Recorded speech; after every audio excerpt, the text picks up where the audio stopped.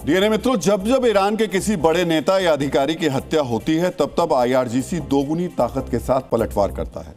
वो इजराइल पर भी प्रहार करता है और मिडिल ईस्ट में अमेरिका के जितने सहयोगी देश हैं उन सब पर हमला करता है।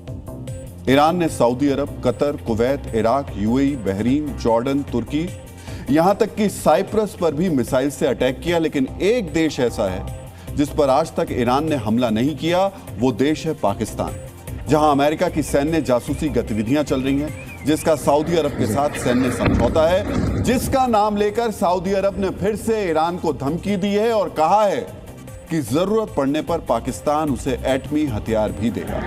फिर भी ईरान पाकिस्तान को लेकर चुप है।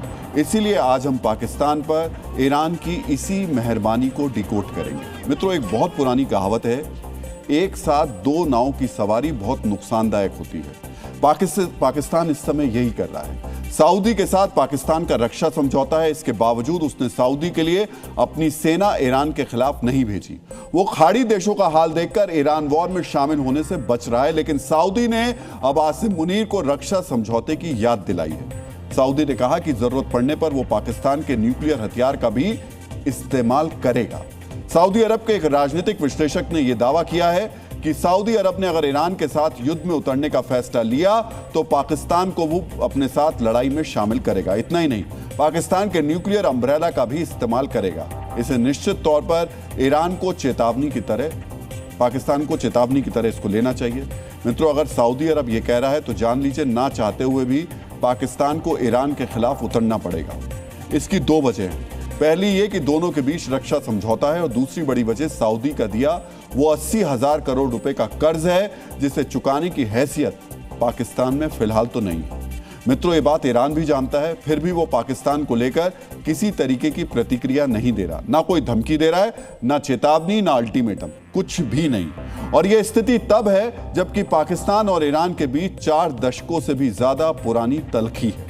मित्रों, ईरान ये अच्छी तरह जान रहा है कि पाकिस्तान दो नाव की सवारी कर रहा है, फिर भी शहबाज शरीफ दिखावे की सहानुभूति जताते रहते हैं। इसके बाद भी अगर पाकिस्तान पर ईरानी हमले नहीं हो रहे तो इसकी पहली बड़ी वजह यह है कि अगर ईरान ने सीधे हमला किया तो पाकिस्तान युद्ध में उतर आएगा और फिर उसके लिए एक और वॉर फ्रंट खुल जाएगा।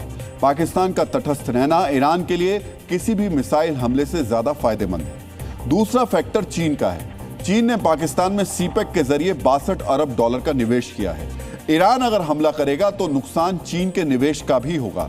ऐसे में ईरान इस वक्त चीन को नाराज करना नहीं चाहेगा।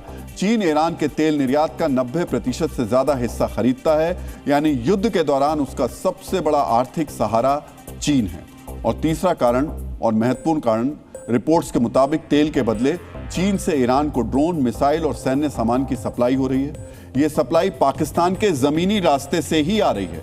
अगर ईरान पाकिस्तान पर हमला करेगा तो अपनी सप्लाई लाइन को काट देगा। इस समय ईरान एक सोची समझी रणनीति के तहत युद्ध लड़ रहा है। वो कहीं से कोई लापरवाही नहीं करना चाहता है, इसलिए सब कुछ जानते हुए भी ईरान पाकिस्तान पर फिलहाल मेहरबान दिखाई दे रहा है। मित्रों, इतना तो साफ है कि ईरान बिल्कुल भी पाकिस्तान पर दया नहीं कर रहा। जब वो अमेरिका इजराइल के खिलाफ युद्ध में फंसा है तो सिर्फ अपनी रणनीति पर फोकस कर रहा है। ईरान की इसी रणनीति के तहत आसिम मुनीर की गर्दन फंसने से बची हुई है। दूसरी तरफ मुनीर ने एक तरकीब भी ढूंढ ली है। पाकिस्तान ने अफगानिस्तान पर अटैक कर दिया। इसी टकराव के बहाने पाकिस्तान सऊदी अरब पर दबाव बना रहा है। अफगानिस्तान वाले नए वॉर फ्रंट की आड़ में पाकिस्तान सऊदी अरब को यह बता रहा है कि वो अफगानिस्तान के खिलाफ युद्ध में फंसा हुआ है। ऐसे में वो उसकी मदद कैसे करेगा?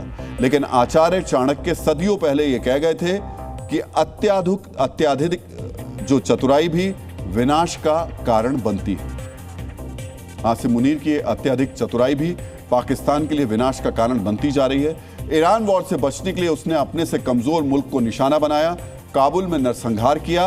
अब अफगानिस्तान के सर्वोच्च न्यायालय के ग्रैंड मुफ्ती ने पाकिस्तान की फौज के खिलाफ जिहाद का फतवा जारी कर दिया है। सुप्रीम कोर्ट के ग्रैंड मुफ्ती शेख मौलवी अब्दुल रऊफ ने देशवासियों से कहा है कि पाकिस्तानी सेना से लड़ना धार्मिक रूप से आवश्यक है, यानी एक एक अफगानी को पाकिस्तान को दुश्मन मानते हुए लड़ाई लड़ने का मजहबी आदेश जारी कर दिया गया है।